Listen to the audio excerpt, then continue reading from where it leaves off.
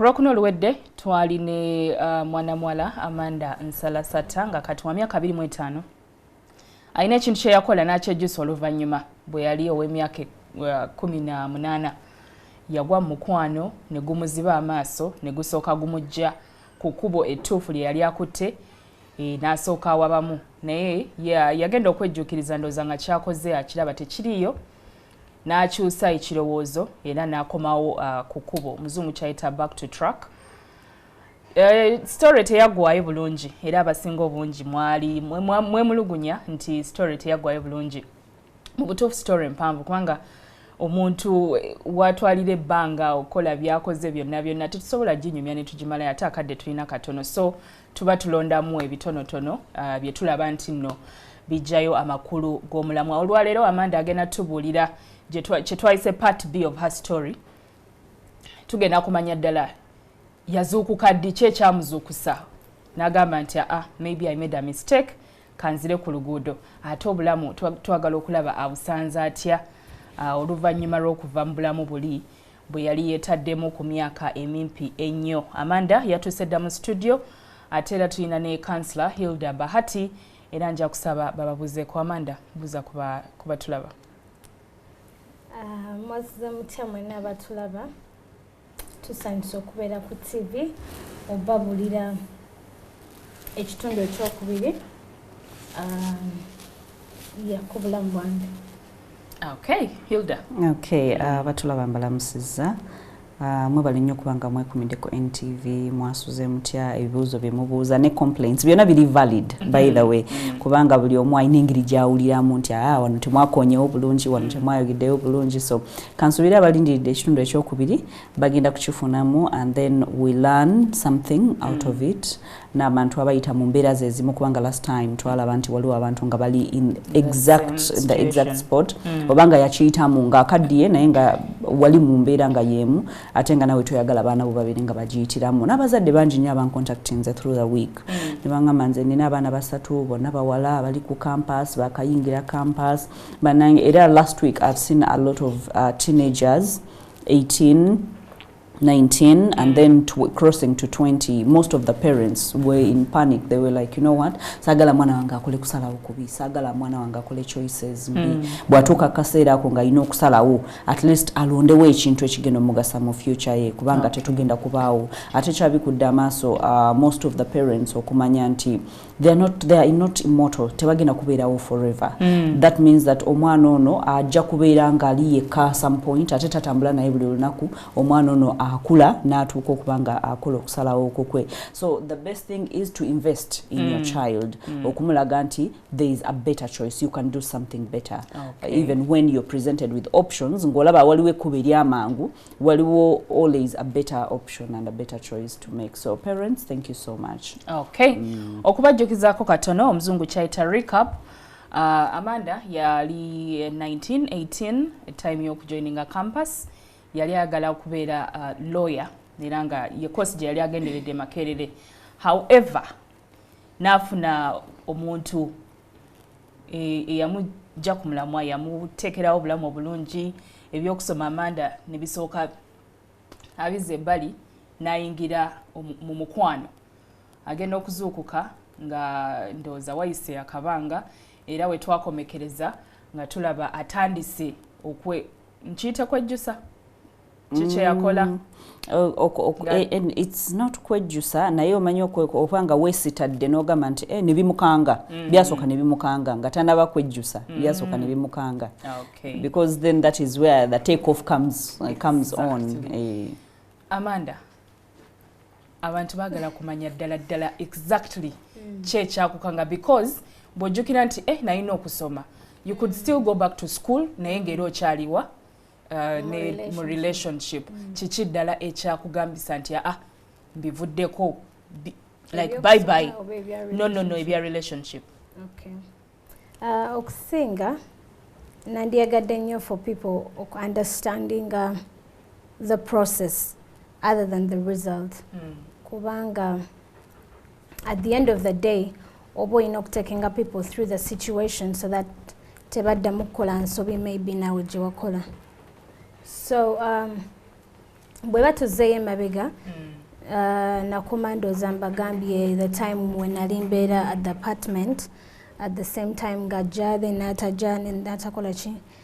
The story mpanvu nnyo tetusobola genda into details of this is what happened naye wabeerawo certain things by'otasobola kwerabira ng'omuntu that might have pushed you kweyo point n'ogamba okay that is enough.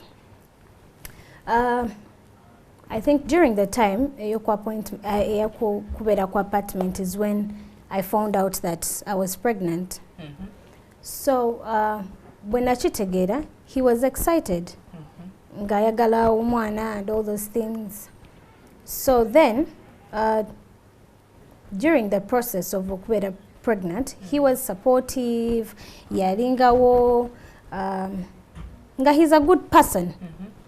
Then I think at some point namanyira nti wendi ngenda kubeerawo sina gye ngenda genda because ndi out of school, so there is nothing for me to protect. So in the process during that entire relationship waliwo obuntuntu obwabeerangawo. Namala I think namala emyezi 3 yenga yo buntuntu nga ki yali akukuba yali actually teyankubako but he was close kubanga yali he wasn't only ngabo gamba muno muntu mutamivu. He was a serial drinker and that was a very very big problem kubanga je nagenda nti natandika okula my dad yatukuza atugamba nti omwenge kintu kibi nnyo. So until when ali mu relationship it's when nakitegeera nti my dad was saying something true.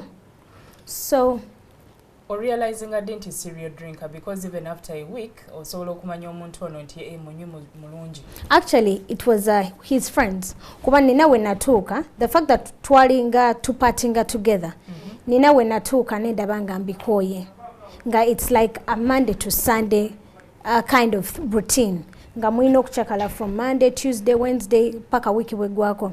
And I think that came in because emikwano gye yali ayina yenga omuntu bwebanga onoonya relationship oyina ebintu by'otunuulira mu muntu.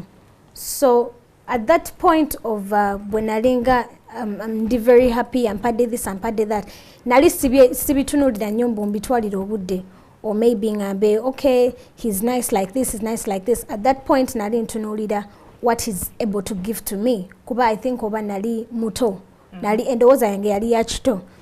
Then nentuuka at a point ntandise okulaba nti okay now ndi lubuto and now I think I need to cut off some of these things. So I think problem enene nnyo I think I was sent twagi playing the two of us. I had friends and he had friends. Nekati nze engeri gye nali ku campus my friends were the type benali nsoma nabo abalala sisoma nabo, others are OGs abalala si ba OGs. Kati ate ye nga mu mikwano gye nga bonobeera nti nno omusajja gw'oli naye ayina emikwano naye nga se giri mu age like the closest friend he had was around 20 ate nga yali musajja mukuluko okubeera nti nno asobola okubeera n'omuntu that close and that person is really really young and there is no relation nti no baba kola business babiri oba balina kye bakola wabula oli kye yali akola nti no asobola ikayungirizi in that sense nti tata omwana nge yasobola okumuwa okubeerawo yamusustaininga akutta akasente n'amuwa renti n'amuwa ayagala kino n'akimuwa. So it wasn't like kyali nnumye but the way he used to do it neerabira nti ewaka ayina responsibilities. So you're saying yatuuka time n'asalako obuyambi bwe yali akuwa? Obuyambi yali abuwa naye bwali bumala naye I'm trying to bring out the bigger picture of why exactly somehow things didn't work bo involving when it comes to friends ngwa mwine emikwano mingi.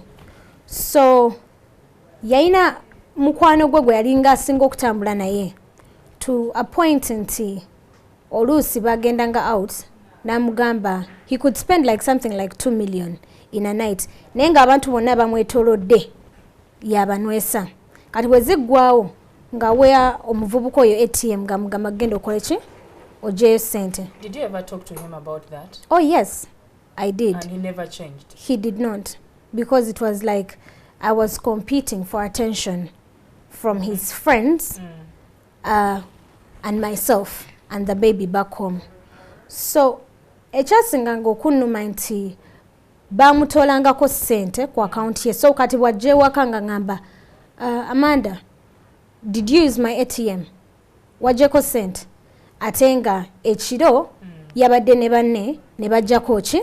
Ne bajjako sente, forgetting that nze nga omuntu I didn't even know his PIN, but every other time money kept missing.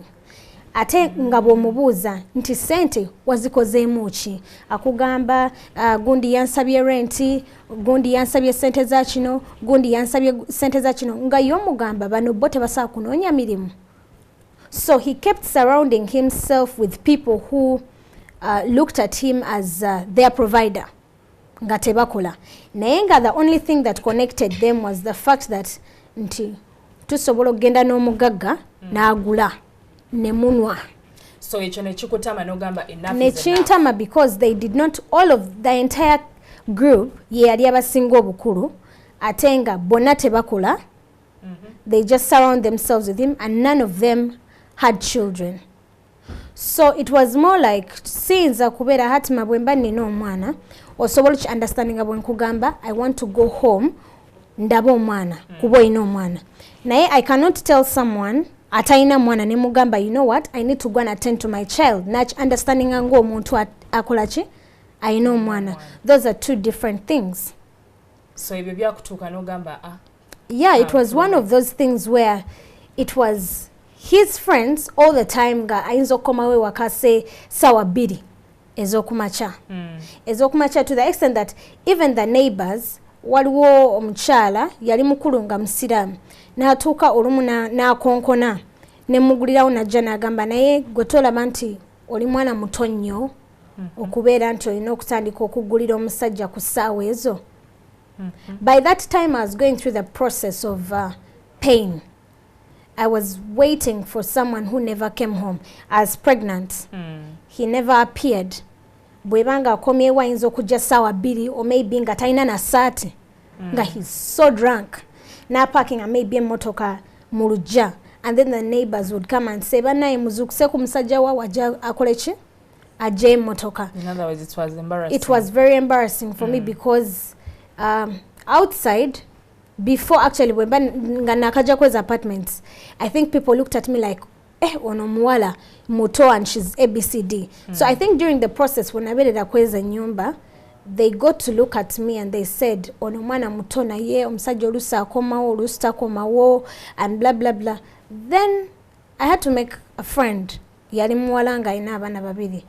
So she used to come around nandaba kona kolachi, because I used to stay alone and he was hardly available. Nga lero wali enchataliwo bweba wali ogenda mulaba sawa 2 ez'okumakya zaakomawo. It was very very disturbing because I think I would say some of these things it's difficult to deal with them if you haven't yet gotten to the right time. Okay, Amanda, ndaba, you are going through, is it emotional torture? Yeah, it's more like emotional torture. Ebe byonna gye biri. I want that very spark. Actually, njiyite trigger. Yeah, trigger. Twig. Parking, I'm going. There are 2 incidences that I wanted to talk about actually. When I gave birth, Omanang, I think by that time she was around 1 year and 2 months.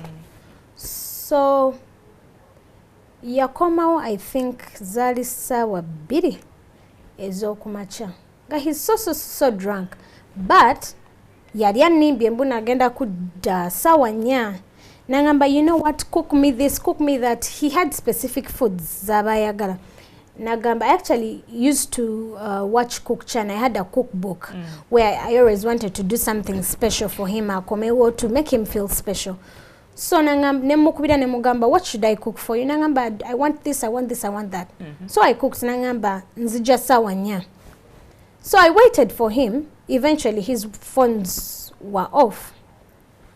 Nenchireka kubanga it's something I had started getting used to, that agenda kugamba akomawo, then aja komawo late, or he's going to lie to you.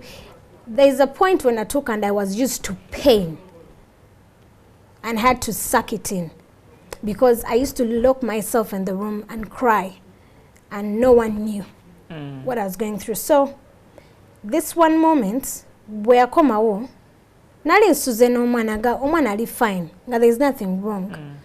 So at around 10 in the morning, omwana nafuna a very, very, very high temperature. So nentya kuba the whole time nalinga nnyo mu process, jajja we yalinga mukima namutwala like that.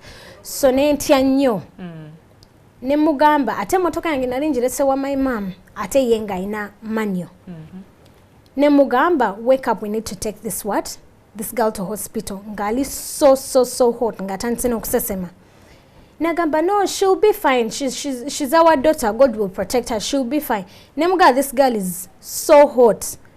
Temperature ye is so high. Kati nemukebera temperature. Ngendo labanga eyiseewo. Kati nengeza ko muzu kusanenda banga he's so drunk. Tajja kusobola kola ki? Kuvuga. Ate nga nange simanyi kuvuga manual. So what I had to do, nengenda to my neighbor's house. Nengamba the girl, please can you help me talk to your husband? Anyambe to drive me and my kid to hospital. So my friend not finding us strange. Nagamba, Amanda, can't you tell the father of your child okuvuga omwana omutwala ku ddwaliro? Nemugamba, you won't understand, because nali sagala kweswaza already. I'm sure they were noticing the situation. Nagamba, yeah, Amanda, wacho msajja tazuka nakola ki? Nemugamba, awaliwo obuzibu biki something like that. So nagenda nayogera ne bawe nagamba, oh, no problem, I'm actually going to town. So nenkwata omwana, I called my mom. Nemugamba, she is really hot, she has a very high temperature, ata asesema. Kati nangamba, omanyi funa wengeri yonna gy'okola ki jojja. Neighbor nakkiriza to drive me.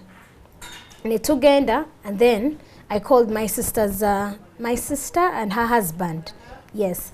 Nemba kubira nemba gamba omwana mradde ate taata we muleseeyo, and I don't have money. Kuba namusaba sente nga ngenda nangamba talinawo sente.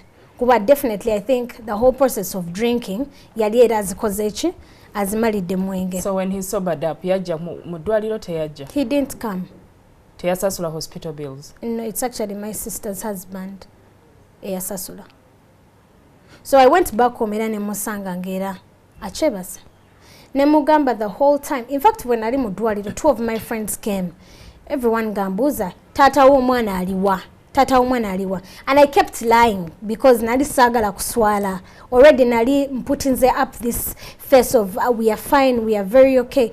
But as an individual, I was hurting. I was going through a very, very, very bad process. Omuntu yenna gye sali yagadde kugamba bantu, because I used to find it very, very disturbing. Omwana yali yenkana ki by the time you moved out? When you decided to move out, she was going to make 2. 2? Yes. Okay. So, okay. The very last incident, it was his birthday. Who? His birthday. So, I called a few friends. Nembagamba, come and help me set. I'm going to cook an ABCD. So, nebanyamba to cook. Nemugamba, I called him at around, I first sent him lunch at his workplace. Nemugamba, I want you to come home early today. I have a surprise for you. Nagamba, okay, I'm going to make sure I come at 7. By that time, yali I'm promising that he's going to change. Nemugamba, okay. So my friends fumba bichi, like how you'd set for someone, like. So I organized at 7. I waited 8. He didn't come. He disappointed you. He came at 10. And Okay, katwe Amanda akaseera adde engulu Hilda. Emotional torture egulo nabadde wano ne a police officer ne sengangera twogera about obutabanguko. Tebubeera physical naye busobola okubeera emotional. So ndabanga Amanda yali ayita through emotional torture. Emotional torture, and given the fact that her age, kubanga kyemanyi waliwo abantu abali eyo abalaba olina agamba nti naye ebyo byokka nze nga mpitidde mu bingi ebisengakaawo naye jjukira gy'ogenda okoma okukula gy'okoma okubanga osobola you can stand up for yourself osobola to tell of someone n'omugamba nti omanyi kino nakino sikyetaaga oba si kyekyo otuuka w'otuuka n'ogamba nti wano sijja kugumiikiriza oba si kyekyo n'omanya nti wano nja kugumiikiriza sirina gwe ngenda kusanga ali 100% kugamba ffenna ebintu bino bitutomera mu ngeri za njawulo abamu okikutomera nga kyamaanyi naye olw'okuba yo training emyaka gyo byoyiseemu ogamba nti omanyi nsobola okigumira ate oli ne kimutomera ku myaka gye emimpi na tamanya ngeri gya kikwatamu nekimufunza nawulira nga ensi ekomye nga yetaaga okumakinga decision there and then so fenna kyatulina okumanya nti ebintu bino bitutomera mu ngeri za njawulo ate emotional torture fenna tugiyitamu mu ngeri ya njawulo kubanga emotion waliwo abantu nga balina heightened emotions kati nga gwe ekintu kyewanditidde nze sikitya kati nga neebuuza ngamba nti kakati oba omu atyamu ki olulabeka abantu abatya ebisaanyi oli n'agamba naye kakati atyamu ki but emotionally olinga alina phobia yakyo oba olinga atya nnyo oba omutima gumukuba nnyo oba nga awulira ali ku kisenge talina bwe yeetaasiza so ffenna kye tulina okumanya nti waliwo factors nyingi nnyo ezi-affectinga bino nga bye mwabadde mwongerako emotional torture actually is the worst torture kubanga omuntu bw'akukuba omanya nti ono mukubi n'osalawo what you want n'ogamba nti nja kuguma kuba waliwo abantu abagumiddeyo ng'oli abamukuba n'agamba nti nkubako 3 gyokka mu mwezi emirundi 3 gyokka mu mwezi oba mu mwaka oli n'asalawo n'aguma but the emotional torture kikulumira mu mutima bw'okigamba omuntu omulala ayinza obutakitegeera nga bw'okitegeera ne bw'onyumizaako omuntu olala story ye ayinza okugamba nti ayinza obutagitegeera mu ango bwe gy'ogitegeereramu oba obulumi gwe bw'owulira yes Okay, tugenda kuwumulamu katono tuwe akaseera Amanda asobole okutereera kubanga tubadde tutuse ku point ndowooza nga atajjukira byonna ebyaliwo katuwumulemu katono Amanda yeetereze tugendere ddala ku kinyusi butya bwasanze obulamu after moving out temuvaawo tuli ku Mwasize Mutya NTV ne Spark TV. Okay, tubakulisayo nnyo mu kuwumulamu okwo tukyagenda mu maaso ne obulamu bwa Amanda wetuwumuliddemuko ng'atubuulidde ebimu ku byamugambisa nti ekimala kanfulume naye omuntu tasobola kubeera 100% right. Yes, Amanda atubuulidde whatever byonna bye yayitamu emotional torture naye tetuyinza gamba nti ate ye Amanda yali akola birungi byereere. Njagala tumubuuze Amanda gwe toyinayo wogamba nti naye nange ndabika nakolamu ensobi oba namusobya or something like that. Yeah, as an individual sisagamba that I'm 100% or I was 100%. Definitely we had points where nange nali nsobya nenkola something wrong but mostly yenga yekyalinga single complaining ko my friends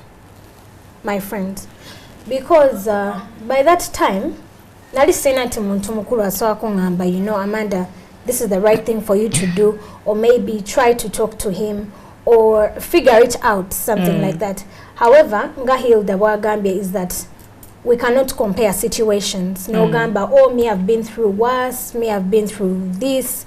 All of us handle things mu ngeri ya njawulo.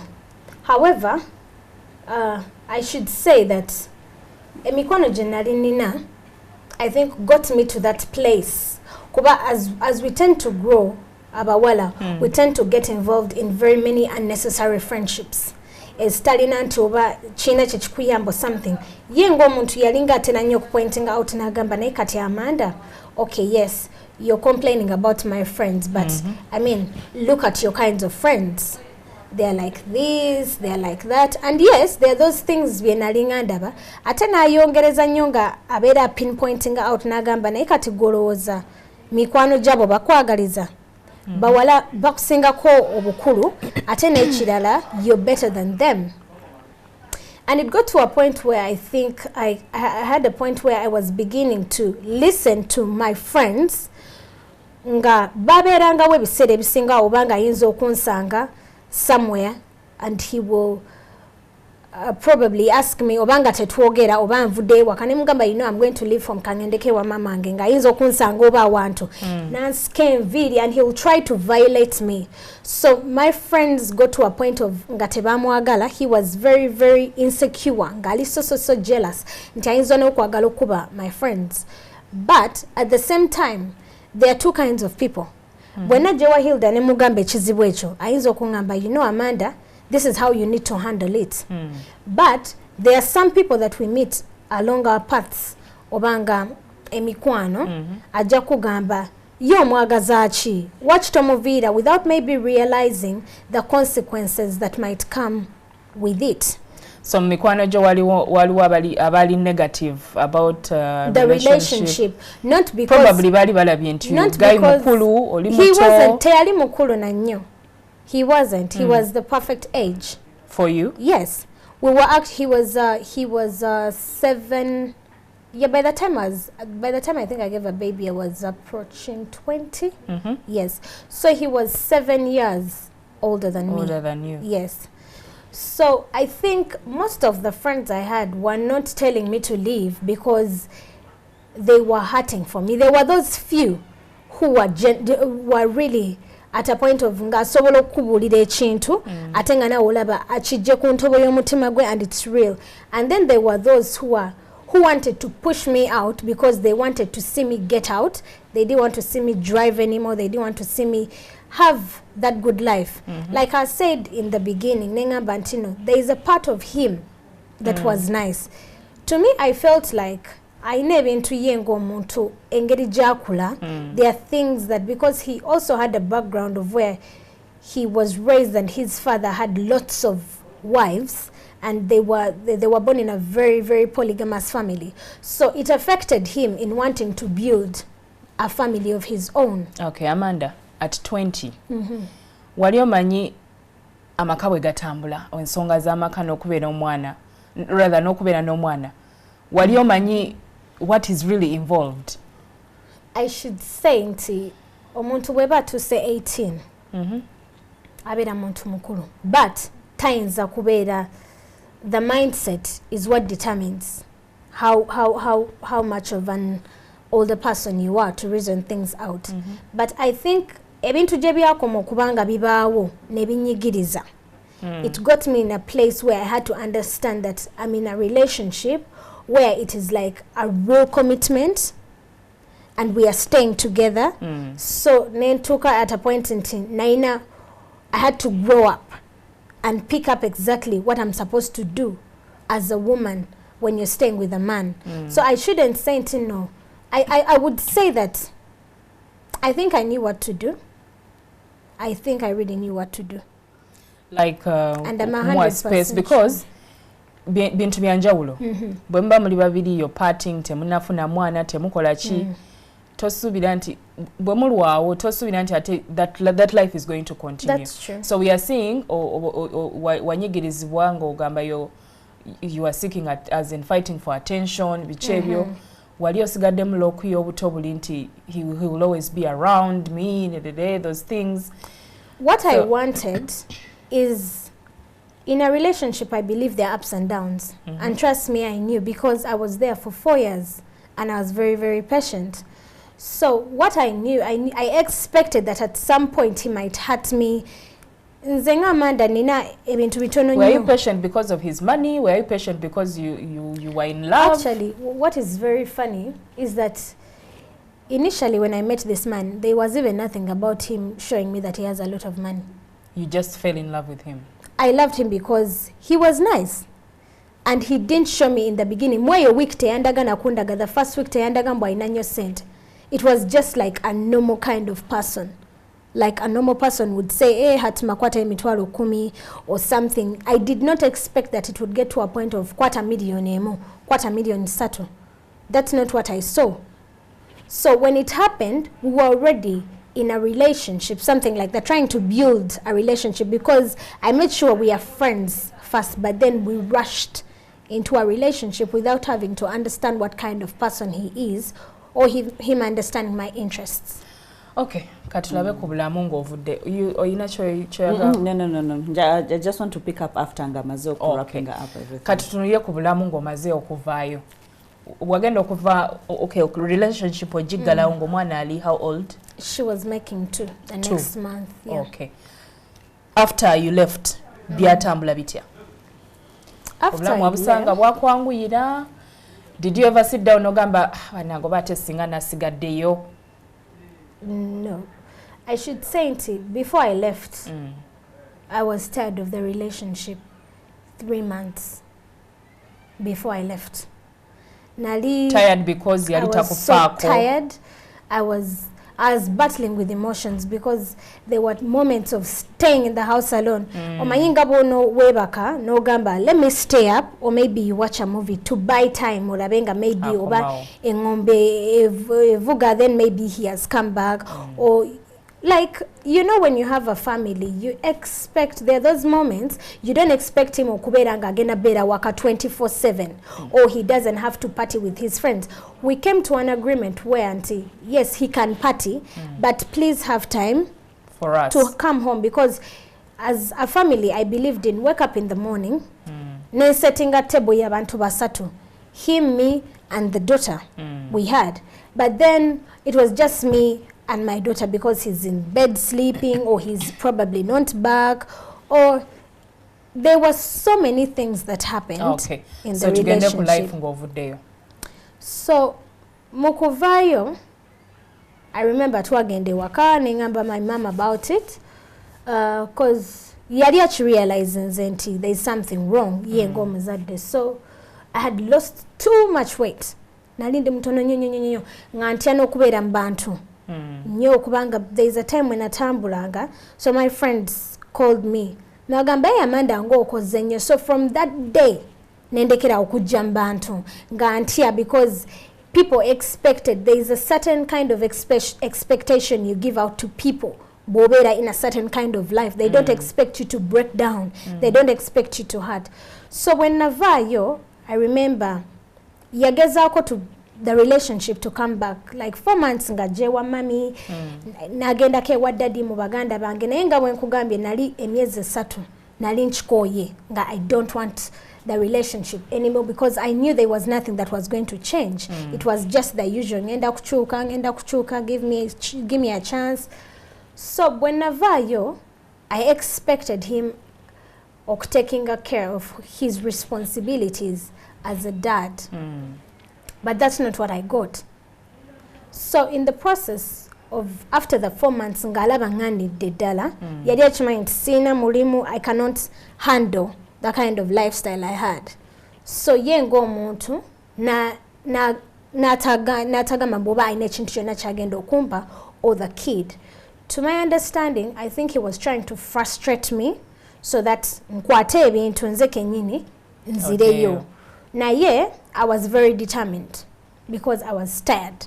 So nali determine ngamba, however bad the situation might be, sigenda kolachi, sigenda kuddayo. So mwana amulabirira?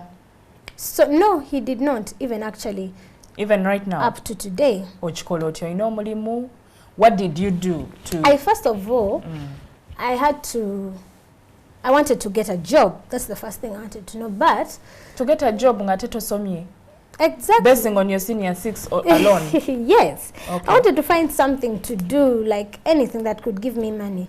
So I did realize it's not something that is going to give me the kind of money I want. So I spoke to a friend who is like family right now. Ngakolera Dubai. Nangamba Amanda, you know what? Get some money. Oje Dubai okolechi ononyo mulimu. So the first thing I thought of was the car. I sold it.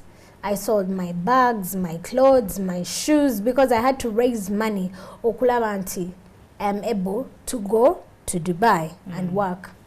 So when I took a Dubai, sometimes, okay, when someone says, okay, you're going to come and get a job, sometimes you always say it's going to be that easy. But I remember it was 1 week of working in very, very hot sunshine, trying to drop CVs, going for interviews. Dropping a CV, in 6 odd, you forged something. You need to, exactly, I had to forge. I had to write something, but of course, Sateka continue have been at campus or something, but the experience. So you look for the kinds of jobs they want, and then you try to fit in. No guakuguliwa. Kati, when I saw at Dalofuna, I got a waitress job. Remember, this is Amanda who has been living a very high kind of life. So nengaba my friend, nkubuli de guno sigenda gukola. Nangamba Amanda, you know what?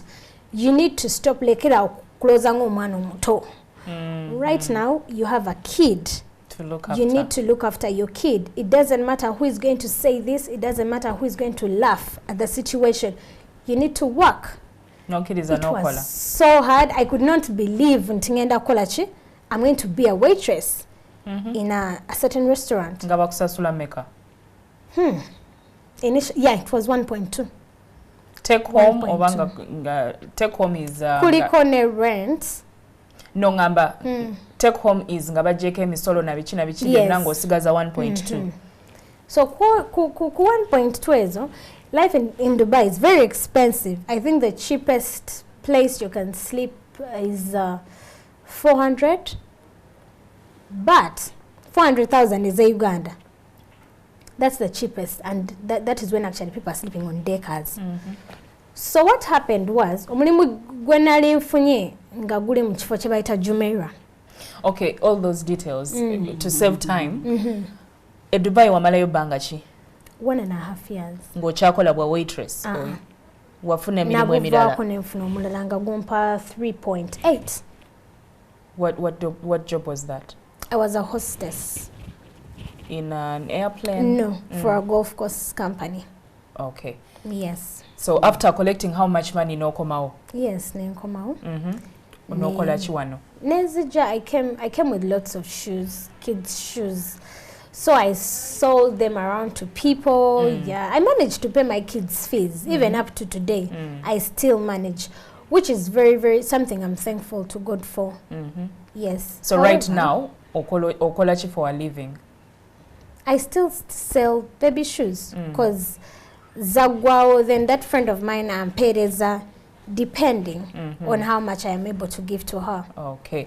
At what point did you realize nti now nino kuddayo okusoma? Was it in Dubai? Obanga okomyewo? Is it someone yakugamba nti olina okuddayo okusoma?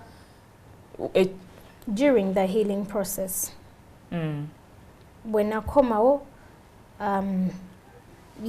starting the project that I started, there's Patricia, that lady I told you, Patricia Magara, realized that I can't do something to impact other girls who have been in my place or abawala abali close to that situation if I've not healed myself. So she chose to give healing me from what? The emotion torture that you went through? The emotion. I could not forgive him. Ngomuntu. I was very bitter. I was very angry. It affected all the relationships I had around me. Because someone who is going to hurt me, someone who is going to hurt my child, someone who is going to hurt my emotions, someone who is not going to understand. Actually, up to today, I'm very, very slow when it comes to making friends. Very, very slow. Or rather, like that. There is something strange, or I feel like you're about to hurt me. That's the kind of process it was. So she accepted. She actually saw me once when I come out. So when we were talking, Nangamba, Amanda, I have a feeling you're a very bitter person. Namagamba, why would you say that? I'm very happy actually. Nangamba, no, I am a woman and we need to talk. So I remember on my birthday, Nantwala for birthday lunch. A birthday lunch. So when we went, Nantuza wansi, Nangamba, Amanda, tell me your pain. Talk to me.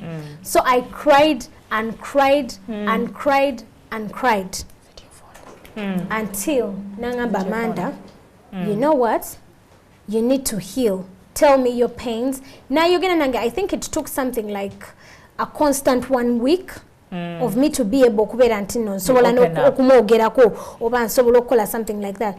So I was given a challenge to pray for him. And then I said, no, this is impossible. Have you really forgiven this person? Yes, I've actually forgiven this man. Trust me. You need to pray for him. My pastor, the same thing. You need to start praying for this person. I cannot do that. The first day I remember when I prayed for him, I kept saying, God, I pray for this man. I couldn't even say his name. I could not. He doesn't deserve to be prayed for. He deserves every bad thing to happen to him. So until I started going for church services, I still happened to go through that counseling where Patricia could call me and say, Amanda, are you okay? So how are you coping? That I've been able to heal. I've been very able to heal. I'm at a point where I can also talk to another woman and understand the place, or a girl of my age, the place they are in, without having to judge them, because everybody does something for a reason, but you cannot stand and start judging people because of what has happened to come across their lives. Okay. Briefly, ngatugenda okumulamu. Obulamu bwa, because now ndaba oli single parent. Kubanga ogambye talabirira mwana we. But okay, ndozera tonnaona, because omuntu osobola okumakinga effort okugamba nti no, you know, take your responsibility. Now you're locking yourself in.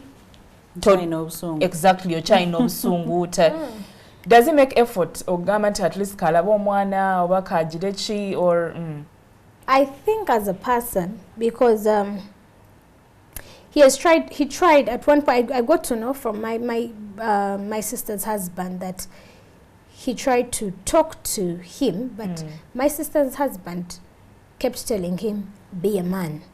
But I think actually yachikola nkomyewo, which is this year. I think I've been in Uganda for 5 months.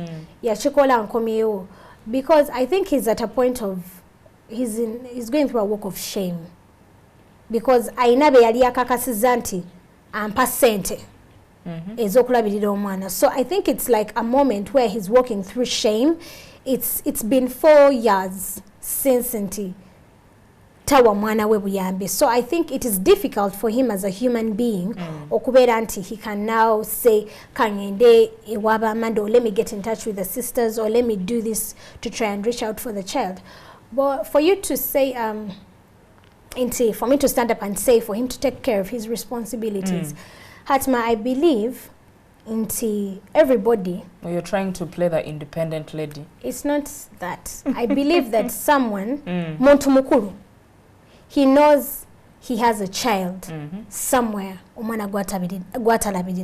So I do not have to be the one to tell you what to do. Bweboli mature. Chiringanga nozalo mwana, and you expect your husband to tell you yonso mwana. As a woman, when you decide to give birth, or watchman, forget about having very perfect boobs, a perfect body, you decide to do this for your child. So obuyambi bwabuleeta oyinza obukkiriza ojja bwetaaga obukkiriza? Yes, because I believe he's supposed to be responsible, because ono mwana we, but I cannot tell him that werero mwana, bring money, why aren't you doing this, because muntu mukuru yesalirawo. Is it the right thing to do? Okay, let me help. Okay, briefly, how do you find single parenthood? Obulamu bw'okulabirira omwana obw'omu obusanzo otya, being that olina mwana muto? It's been tough. It's been very, very tough, because omuntu omulala ayinza okuddayo n'agamba yabwe ba single parent wakyateka omwana mu ssomero bwediti. Every parent goes buli kumacha n'agenda n'akola, because bwe balina omwana, they want to give a certain kind of there are things they want to give to their children. It just happens that there are those abatasobola kubeera able to avail certain things to their children. Naye abeera yandiyagadde the best, yes, for their children. So with me, knowing that actually when the reason why I came back is because my mom kept telling me, Amanda, omwana ono talina taata we, naawe toliiwo. You need to come back and be available for your child.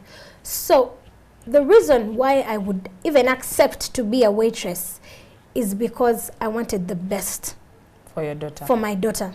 So when Banga, that is where I'm struggling. I cannot stop because I have to make sure she's in the best school, because the foundation of a child to me is very important. I have to make sure she's in a good school. Does she want to swim? She can go to swim. Does she want to play? Because there are moments where she asked for ice cream and I could not afford it. I'm trying to make the situation look so bad, but that's the truth. There are moments I could not even afford to give her the very petty things. I could not do that or take her to the beach because Amanda, you're now 25 and I believe he's 32. If he comes back changed, now kusaba second chance, would you? Or has he tried? For the sake of your child, okulaba mami ne daddy nga bali wamu bichi and he's really changed, bamu counselinze bakoze batya, because you're saying he was a nice person. Would you give him second chance? Hatma, there is a question Bahati asked. There are certain things that I don't want to say. Okay. There are things that I'm trying to deal with to see how I'm going to be able to handle it. But I do not know. I don't know because I've been single all this time, and so I'm not so sure. Yoyo Amanda n'olugero lwe ndoza tugezezzaako jabula. Okay, katumulemu katono tukomewo Hilda atuwe ye kye nandise conclusion of the story, then namwe tujabawa omukisa mukube amasimu mubeeko obubaka bwemuwa Amanda obw'okumuzaamu amaanyi okumuwabula byonna. NTV Spark TV temuvaawo. Ebyamanda biwanvu naye tubiwumbye bwe tutyo, era tutegedde Dire yavaayo obulamu abusanze atya nga avudde mu relationship eri gye yagambye high class. Tulaba kati single parent atoba okulaba nti ayimirizaawo omwana we, ate era nga yatubulira nti is it next year ogenda kuddayo kusoma? March. Okay. So, obutamala budde kangende mu ba Facebook n'amasimu tujaga kwataawo. Ndoza tugenda kola reactions nga ne Hilda okay. Trevor Matovu Paul awandiise kali length yagambye Amanda did not play her game well. It was a matter of using her brains well. When you look at her reasons in part 2, the problem was with the guys drinking. The solution was to fight that the guy stops drinking, and there was no need of her dropping from school if she really respected her parents, as she says that she's from a good family. So that means she feared her parents but didn't respect them. Omuntu wa myaka 18 oba omanyi kyoyagala okufuna omusajja tekyali kibi, naye she had to focus on education. Amanda wasn't focused just. But still, it takes us back to what she told us. Amalokulabanga always sente nagamba ate kati nsoma kufuna sente. And at 18, you know, even when you're coming back, when you come from a good family, sometimes you don't place the blame on the family and how she was brought up. Sometimes it comes from the personal being naive. Being naive, you don't use your brain so because at that time you even don't know the options you have on the table. Options, you know, there is this way, and this shortcut takes you to a bad life. And maybe if you take a long path or jakusoma or nokumalako, then you go to school and what, but you live a better life. Back to our options, but for you, you think that right now is the only way, and that goes back to age. And the other thing is, it's very possible that a parent you ignore. Exactly. You ignore because of the surrounding factors. No manyanti omanyika kati I'm at campus, so ndi mukulu. at 18 I can decide my own path, and ebirala abazadde banabimanya luvanyuma. They don't necessarily nga bwe yagamba it was only her sister, not even the parents knew about it nga kyakatandika. Exactly. So the using the brain, that one you cannot look back and judge someone until you didn't use your brain. Omuntu yenna buli wabeera in any kind of decision making process abalowooza kyalonzeewo kyekituufu in that very moment, in that kind of excitement. Okay. Praise Ben Lwamusai agambye omuwala kyayisemu si kyangu, kituufu abasajja tuyisiza bubi, abakazi generation eno tusaba mukama atukyalire twenenye tukyuseemu. But my message for that young lady is the Lord desires reconciliation between you and the man. He is ready to reconcile. Please forgive him. I think about forgiveness, taina choice. You don't forgive for the other person, and it does not mean that you're letting them off the hook, or by you're saying to whatever they did was right and it's okay and you smile about it. No, I think forgiveness is for you. Oh yes, it's more for you than it is for him, because osigala with those cars, osigalanga you can't even move on, osigalanga no mwana wo yes omwagala nnyo, but you look at her in a different perspective. Kwa buli omutunuulira omulaba nti engeri gye namufunamu ne taata we naye oba tatuyamba oba si kyekyo oba kati ali kuki, oba the emotional torture esigalawo. Ate the things that she has not told us is most of the times the anger will cover everything, but deep down in your heart the truth is ojasigala ogamba oba kiki ekigenda maaso, oba kati he moved on, oba kakati ali nani. Those questions come without you asking for them, because it's natural, it's normal, we are living a normal life. So most of the times you feel the anger of why isn't he looking back, why isn't he trying to really look, and nebo owulira by the way nti agezaako okunoonyerezaako kiki ekigenda maaso, gamba why can't he man up and face me, why can't he come exactly najja nayogera byonna byalina okwogera, oba agwe ku ttaka oba akole ki. We have all those, they are kind of, you're at a crossroad, bintu bingi nnyo bijja from all directions, and then after that the owobusungu muggwe n'agamba omanyi, the independent lady n'agamba omanyi saagala kumanya eyo chapter nagiggala kati tukole ku birala. But jukira, you can't even take a footstep to go into any other relationship because you still have the fear. So forgiveness, it's like you're washing away what happened and accepting a new life. A new life which doesn't mean ti omuggalidde olugi. That means that you can still be a friend with him. Musobola okwogera ku weather, musobola okwogera ku politics, musobola okwogera ku kintu ekirala kyonna. Ate the most hurting thing in this, of course we've not had the two stories, so I only have Amanda's story, Amanda's side to work with, which is not a full side. But the thing is, bwebanga abantu bano bonna balina differences, bonna balina weaknesses, bonna balina strengths. Right now, what she has to work on is, it's been 4 years down the road. Where 12 differences is that waukanya, and maybe I came out bitter. I did come out better. If you are bitter, you are not better. The moment the bitterness goes, you forgive, then you become better. You become wiser. In that, even when he comes back, you are able to compatitionalize nogamba nti omanyi wano bwali bunafu bwange, wano bwali bunafu bwe, wano kati nga bwogambye I don't know. Omanya omala kutuuka at that moment where you have totally let go and totally forgiven. In that ne bwakomawo omutunulira no smiling anogamba nawe obaddeyo. You know what's taking place. So forgiveness is more for you.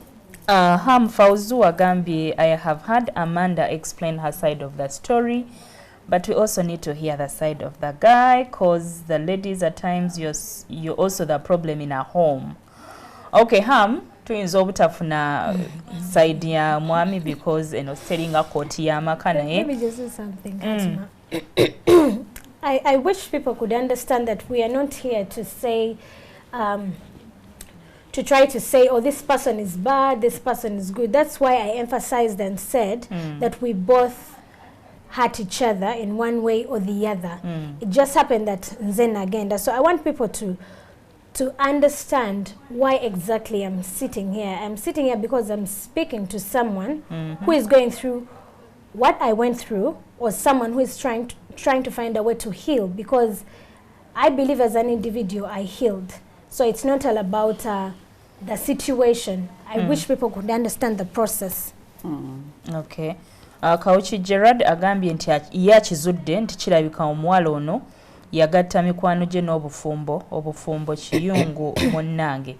Obufumbo naye sirowooza nti baali bagenze either wa DC or of course si bufumbo but anyone abiramu oba okoze kawundo kakubye dinisa oba yo cohabiting abantu babuyita bufumbo because olina omwami olimu which ekyemikwano yakyogeddeko that it's possible at some point yawulirizako ku mikwano gye and of which buli omu yalina contribution ye either omu agamba muleke either omu agamba naye wandigumye either omu agamba naye most of the times you are the sole decision maker. Eri abali ebweru eyo oli mu relationship oli mu bufumbo you are the sole decision maker.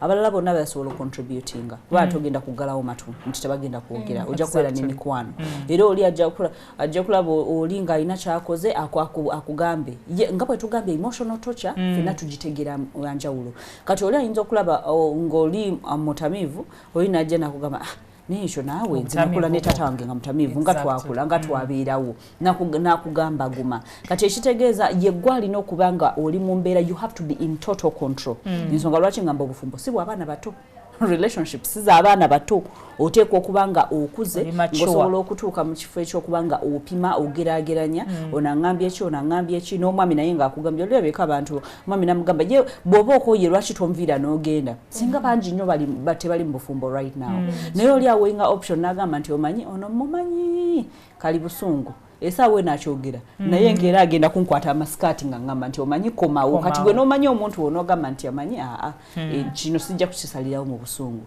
nja kulinda tukakkana tutuuke so you're the sole decision maker. Okay.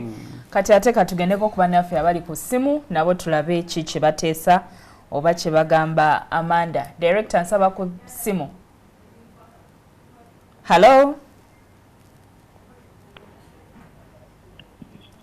Ali ku ssimu. Hello Sebo. Enjabo. Wasizo otya Sebo? Enjabo wasizo otya enjabo. Lwaki mutulugunya abaana abato emotionally? Wangi? Nti lwaki mutulugunya abaana abato emotionally mubalimbalimba omukwano ate ne mukola ebirala? Omanyi Fatima. Yes Sebo. Program eno nze ngigoberera for quite right from the beginning, yeah? Naye at the end of the day I know muntu gwayogedde ali so crucial wemmanyi omukyala Magara Patricia. What Amanda went through, it's just because it's a hidden other story of Magara. And with all that, I can see Magara succeeded after a while. The Chinandibadde mpa Amanda magezi nti wuliriza naye sengejja ng'omukyala kansala watukoze eki watubuulidde nti gw'osalawo ekyokukola ng'omuntu gwe gwe babuulira buli kimu si buli kimu kye bakugamba olina okikola ki okitwala nti with the time however much ayinza n'okuba nga akyakukubira amasimu Amanda komawo ebyali bigambo by'abantu I'm ready to take care of my child nga tuli ffenna. I know with men we do all that after realizing our mistakes. Naye tajja kukoma era ku kiri kye yakola ki kye yamuyisaamu era ajja kuddaga gwensi yakufuulirira wali toyina gy'okola ki gy'olaga. So I would think let her concentrate on her studies. Even at 50, Amanda, you get a man who will marry you. Kyonoonya kati okirina oyina omwana.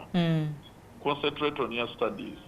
Okay. Osobola okukola, you know how business is moving. Byonna osobola okutuusaako. However much tojja kubyetuusaako nga biri bwe babikuwa okwevuga okukola ki. So okwagalira kiwayagala amangu kyekyaleeta obuzibu. Ekyandibadde kikulembera. Sorry, ekyandibadde kijja oluvannyuma ate kyewasoosa kyewakulembeza. So I would think in Amanda, concentrate, take care of our daughter. With the time, even at 50, omusajja ajja kujja nga tamanyi n'oli kugaya njagala kukubambaga. ate akunazeeko ebibiri byonna ennaku eriyo nakyo kiwayitamu okyerabire kiwabonaaboneramu kale toyanziza toyanzige webale kuteeka Amanda smile ku face okay oyazizaamu Amanda amaanyi nti embaga aleme kikkiriza okay omulala ali ku simu hello wangi sebo tukuwulira sebo hello sebo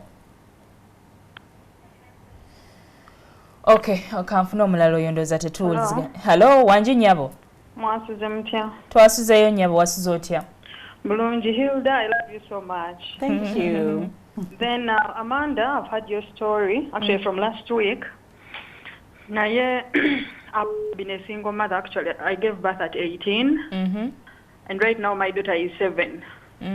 But we broke up with the man. I also left like you did. After even some horrible situations apart from yours, because your relationship had money, and other horrible things. But what you're saying that you don't know if you should and get back to him or not, you've not healed, trust me. At a time I was like, my daughter is important, let me go back to this man. Actually like last year. Now we tried, we don't trust ourselves, it can't work out no matter what you do. Right now you'll be so my advice is just move on. I've been a single mother for a while until I said, God, school fees. I'm so tired. Right now, I pray to God, and last year I started, actually this year, he's paying the fees, but I made up my mind to move on. Love men, because I was so hurt, and I was like, I just got men, and I just use them, but then I went and got But in the end, you'll be hurt yourself. Move on, a new love.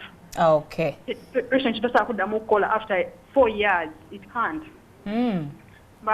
Hilda, I love you so much. Thank you, my dear. Webale nnyo mukwano webalire ddala. Ate era baganda bagamba akadda nnyuma. Okay. Omulala ali ku simu. Hello. Wangi sebo. Mwebale okuweereza. Kale sebo naye webale okulaba. Kakati mukyala Amanda oyo ntegedde yayita mu kingi wabula Katonda ategeka abantu mu ngeri ayinza okuba tamanyi nti ekyo kye yayitamu nga kya bulumi lyali ddaala eryali lyagala omuwa fokasi kubanga olw'okuba ayinza okuba nga ali ajja mu bulamu obuli smooth Katonda nga ayagala omuzzaayo alyoka afuuka omukyala ali determined okuwangula ensi kubanga tosobola kuwangula okujjako ng'olina sika. Okay. There is no success without a story. N'olwekyo eri alina omuwa kati afuuka omukyala oyo ajja ku TV today. Okay. Maybe singa yali agenze with that smooth life teyali kunyina story teyali badde naawo today. Ekyo Katonda kiyamuwa kyenyumirize si kizibu wabula buwanguzi Katonda. Okay. Webale nnyo munaffe webalire ddala. Omulala ku simu. Hello. Wangi sebo. Kale sebo nammwe mwebale obuwagizi. Bambi omukyalo oyo nga ebintu bingi byamuyita nga si birungi naye nze kyemugamba nti agume ng'ebintu ebyo bye yayitamu byonna byali bimuwa okuba nti yeetegekera. So sorry. Like the motivation in Uganda. Actually, there is one thing I want. This is not even. I don't wish to say this because I don't think men are bad. I think there are very nice men out there. I believe that there are marriages that are successful as much as enaku zina abantu bagamba obufumbo si bwangu. I don't like that negativity because I believe marriages do work out. But one thing I just wish to emphasize is that I just wish men could understand that sometimes when a woman puts in a lot of effort, please try to be able to respect that, because in most cases omukazi kiba kizibu omukwata nga achitinga And sometimes it's not even about the cheating, because me, I usually tell people that cheating is not an issue. But there are people who are dealing with it and they are struggling. So I just wish people could learn to appreciate the little effort, especially the women, try to put out there in a relationship to work. Okay. Okay. Katufune esimu endala 2 tuwunzike ku NTV naye discussion egenda kweyogera maaso ku Spark TV paka sawa 5. Ku simu, hello. Hello. Wanje nyabo. Mbadde njagala. Hello. Mwasoze mutya? Nyabo. Nyabo mbadde njagala. Hello. Tukuwulira nyabo, kendeze eddoboozi lya TV yo. Mbadde njagala kugamba Nsalasatta oyo. Nti I'm passing through more or less a situation ng'eyiye. Lwakuba nti nze ate sirina gwe nsobola kwogerako naye. Hilda is here. So, nsaba nti if she could avail me nenjogerako naye privately, because I'm really choking and I really want to talk to a person who will understand. Yeah, so Jacob anyambye nnyo will accept to talk to me on a personal level. Okay. Mpise mu bingi nentukane time nengamba oba newe suicide nveewo. She wants to cry. I really want to talk to her, honestly. Okay, we're going to give you the phone number. I'll give you time. We sit down and talk. Okay. Okay, and those abantu out there. So many people are going through many things. When Amanda came to me, Nambuliako, just a little bit about her story. One thing I think that I told you is own up your story. It's your story. Many people are going to come. Bagenda ku criticizing, bagenda ku judging, bagenda ku. They're going to use your name in different ways, but it's your story. Kakati, no one has the right to kugamba nti that was a lesser pain. Obulumi bwali butono. Nze mpise mu bungi kubanga obulumi fenna tuyita mu bungi because nange nga nayagodde story yange, maybe it's even worse. You understand? But it is my story. It is my pain. Nze mmanyi bwe kyannuma, nze mmanyi bwe nejjusa, nze mmanyi bwe nakiyitamu, nze mmanyi how long the process took me, okitegeera kati fenna. And this is one thing that I would encourage the people out there, because habit oba omuze gwe tubadde nagwo, especially here, is kuba nti tusirika na buli kimu kye tuyitamu, nolowooza nti tewali asobola kumpuliriza oba tewali, and sometimes meeting abantu nga the fact is taze jendi nti kubanga ayagala nti muwenda giro nti kakati ogenda kola bwoki ovemu kino. Some of us tudde n'ebintu ku kifuba nga we just want to pour it out, to put it out there. Era most of the times omuntu ajja n'atuula n'ayogera n'endaba n'ensensinga omuntu ono teyeetaga interruption. Kubanga buli omu alina story. You can't tell how many stories I've listened to. Era sometimes ngamanti, if my walls at office had ears, ziba ziwulidde a lot more stories. Kubanga oli ayinza okulujja n'akujja ku 16 oba ku 14 years old, n'ayagala kutuuse ku 35 years old, naye nga buli kimu akijjukira. And every pain, nga buli maziga agajjukira ge yayitamu, and how he was able to move out. And most of the times amaliriza, or maybe I call a secretary, nemuteeka bottle y'amazzi mu maaso, enyogoga nanywa nase chikowe. You understand? But the thing is not about telling her kakati ogenda kola bwoti ayagala muntu asobola okumuwuliriza without judging her, without saying wano wakole ensobi wadenge ensobi ziri weziri, kubanga naye at that moment aba acknowledging nange nensobi, I played my part, era kyabaawo. Let's learn to own our stories. Ate jogere with a lot of pride, because that is a scar that shows that you are brave enough to overcome that. Eyo ebankovu enkovu ekulaga nti lyalibwa lyakuluma n'eryawona, ate kakati tokyasobola kukola ekyo kyennyini ekyakuleetera ebbweryo, kubanga wayiga, you learned from that, so you are stronger than what you were. NTV nsigaze eddakiika ntono nnyo bangobawo naye tujja kweyongera maaso ne Spark TV. Amanda ayina ekintu kyategeka mu November. Amanda, tell the world abantu babulire kyotegeka. Tuli mu kutegeka with Bahati. She's one of the speakers that day. It's on 26th of November. nga ekitwazudde nti ekintu kyokka ekiconnecting abantu mu nsi kwe kubeera omuzadde. The only connection is parenting. So we are doing a seminar.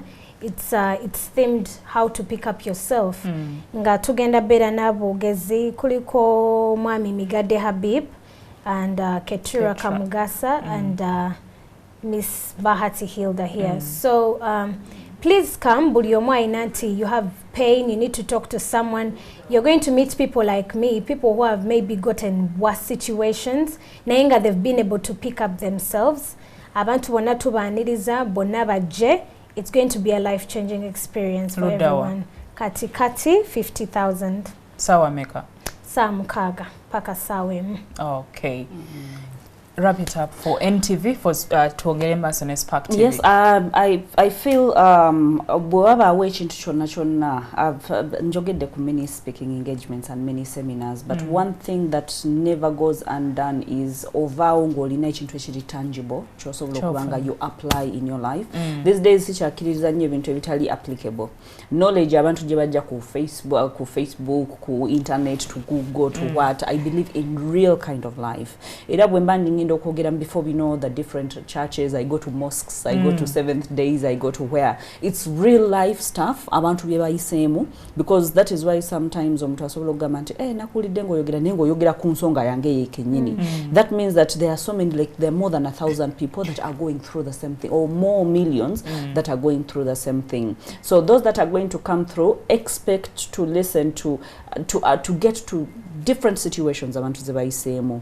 And what I will be talking about especially is about relationship and a bit of parenting, a bit of how to get unstuck when you are stuck. Well, for now, I'm stuck in a career, I'm stuck in a relationship, I'm stuck in a marriage, I'm stuck in a where, how to get unstuck. Unstuck does not mean you have to move away. Unstuck can mean ti waliwo principles zonna yo applyinga osobola okwesumulula ate osobola okubeera in a happy life. Fena twagala okubeera basanyufu era abali successful. So 26th, remember to come through.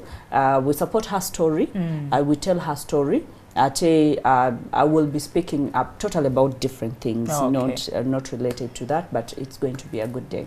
A number, bantu bachajagala. Okay, number it is 0757 117 0 5 5 musanvu naye namba eyo ya ku booking appointments zokka. If you have a speaking engagement tugenda mu end of year, some of you have retreats, some of you have already booked. Era aba bookings early nabawadde your discounts. The companies aba bookings early, I gave you discounts, motivation into the next year. So you call, you book. Even when you want an appointment oyagala kwogera nange, you call, you book, we give you time and day. Nosobola okujja ku office ne tusobola okubanga tuogera ate ne tulaba how you can be able to go through whatever you are going through. Waliwo abatalina simu naye nga bandyagadde address okutuukako physical. Okay, that is Centenary House, Namirembe Cathedral. Centenary House erimu Namirembe Cathedral mwenyini on the second floor we wali office yange era ojja kubuuza ku reception Bahati's office. They will just era bwatuuka abayina ku booking and not going in straight. Now bw'otuuka era still oba olina ku booking bw'oba tewakubye. Bw'oba wakubye still at that time tukujjukiza n'okujjukiza ntugamba nti you booked for 11, it's about to get to 11 tetunakulaba or something like that. Okay. Bwe tutyo mwasize mutya bwagenze ku NTV Amanda abalina kye muyizeemu muyize abazadde I believe mulina kye muyize engeri gye mukwata abaana bamwe n'abaana bali ku campus muteekwa okubanga mulina kye muyize n'abantu bennyini ne bwoba muntu mukulu kuba tulina ebintu bye tuyitamu nga byanjawulo. Nze Hatimana Lugwa Sekaya ku NTV tukigaddewo, Spark TV tukyagenda mu maaso ne discussion. Bw'oba okyayagala okugifollowinga tuninga ku Spark TV. Tovaawo mweraba.